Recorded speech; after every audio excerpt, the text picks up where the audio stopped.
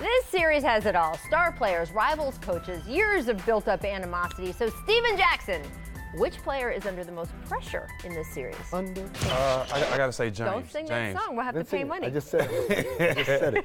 James for sure. Last couple of years, season didn't end the way he wanted it to. He dominated regular season last year, the same way he did this year. So he could have been MVP in one of those years. He hasn't been playing well in postseason. Now you have Chris Paul. So I think the biggest, most pressure is on James to go out there and not have the letdown he's had the last 2 years. See, I don't think it's just James, though. I think CP is right there with him because it's the same thing. Both of those guys have carried the burden of the last few years of you can't win the big one. You can't get past a certain hump at the end, right? And people will look at, it's funny, we've got all sorts of statistics to tell us Chris Paul is one of the most clutch players in the world. Yeah. But the man on the street thinks he's not clutch because he has memorable mistakes in big moments. Right. So both of these guys are carrying that burden on them. Look, there's no one on the Warriors who's stressed about this. But being a number one guy and a number two guy, it's a little different pressure. I know, but you know what?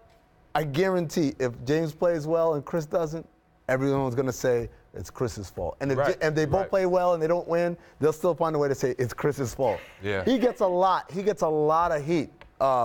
Oftentimes for stuff that's not his fault. He is literally one of the 10. He is in the top 10 ever, all-time playoff for player efficiency in the NBA playoffs. Top 5. People talk about him like he's a steals bum. and assists. But yes, smartest guy ever. I think you guys got to look at the Warriors side a little bit, though, and the pressure isn't on them in these first couple games. I think that's probably true. But if this gets tight toward the end of the series, the Warriors have the most to lose. If Houston comes out of this series and they play them tough for 7 games and they don't quite get there, no one's going to be like, man, those Houston Rockets. In fact, they're going to be like, wow, Houston did the one thing almost no one in the NBA has been able to do, which is challenge this super team.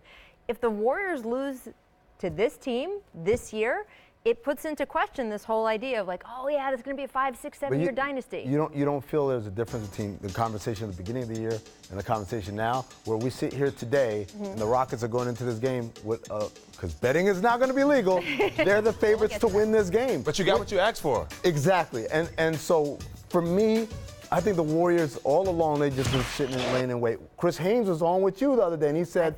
He was the one that asked Draymond that question because he wanted Draymond to tell the truth what he says when the cameras ain't on. Draymond gave the political answer, but they want the Rockets. Well, yeah. I mean, I thought that point was great. And it's funny, Steve Kerr has sort of been hinting at this in his media availability the last couple of days. I believe he said today, he said this is as ready and sharp as he has seen this team since 2015 when they surprised a lot of people and won the title.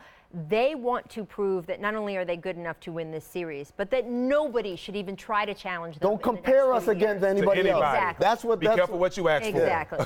So this to them is going to be a statement series in terms of, oh, by the way, don't even try. So we'll see if they can do that, or if Houston says, oh yeah, we can try and look, we can win. We'll find out.